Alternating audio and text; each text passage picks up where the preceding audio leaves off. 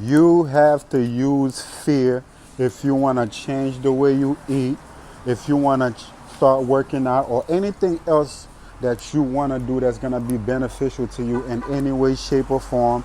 If it's something that's extremely valuable to you, if it's something that you pour in your heart into, that that you love to do, and you finding it hard to do the same way that you apply your love, like your love is already in it, and you want to do it and it's going to be beneficial to your well-being, you also have to use the opposite side of the spectrum, the opposite of love, to help you to be able, to get your seeded grapes and your seeded watermelons and all that, to love on yourself. You have to use your fear. Let's just use this analogy as an example. Let's just say most kids, when they start experimenting with drugs around 16, 17 years old, juniors and seniors in high school, then you go to college, you feel free, you feel grown, you get deeper and deeper into it. And then you graduate, you get a degree and stuff like that,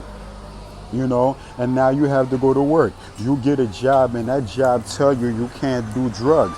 Guess what? You want the money.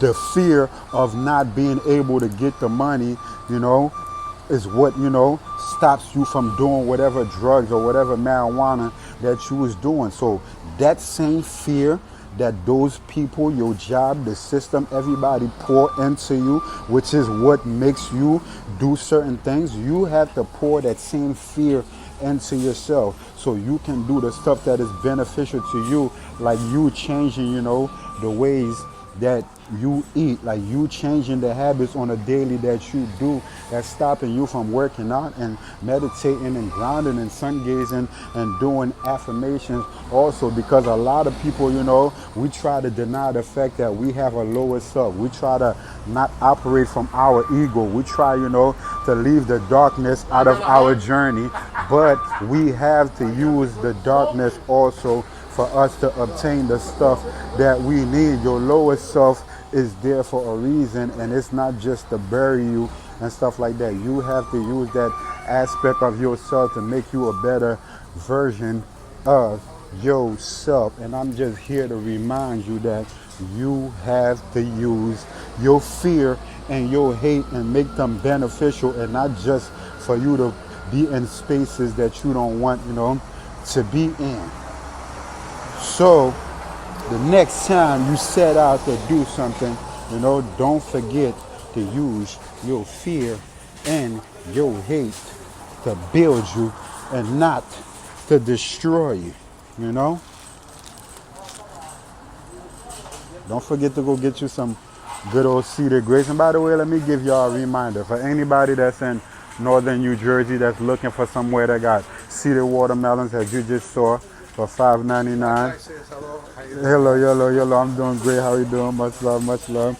And if you're also looking for seeded grapes and all type of fruits that you need, just come, to Brothers Produce in Patterson, New Jersey. I had to put y'all on, but y'all know the video is about using your hate and your fear to better yourself, because they use fear and hate to keep you in control. So you have to use fear and hate to make yourself do things also. The only reason why you're not accomplishing all your goals is because you value and fear what other people tell you. So you do those things that they tell you to do. So you have to value and fear yourself also. Your words should matter to you. When you tell yourself that you're going to do something, you should look at it in the same way that you look at what your manager and your supervisor and your CEO and the police and everybody tell you. You have to start looking at yourself in that light. You have to start looking